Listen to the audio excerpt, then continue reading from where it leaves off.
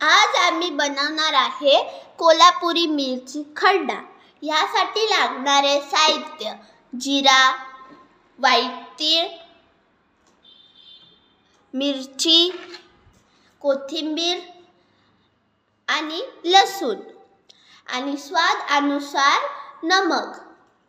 सर्वप्रथम आता आपण घालणार आहे जिरे। त्याच्यानंतर आपण घालणार आहे मिरची, त्याच्यानंतर व्हाईट तीळ,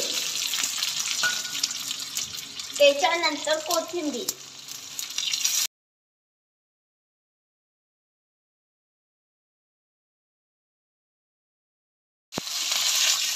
हे चांगले आता परतून घेतले पाहिजे।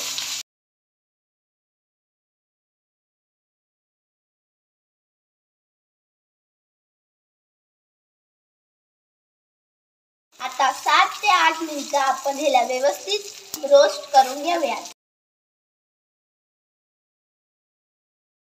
जर तुमच्याकडे खलबत्ता असेल तर तुम्ही खलबत्त्यामध्ये पण ह्याला मिक्स करू शकता किंवा मग मिक्सरमध्ये पण।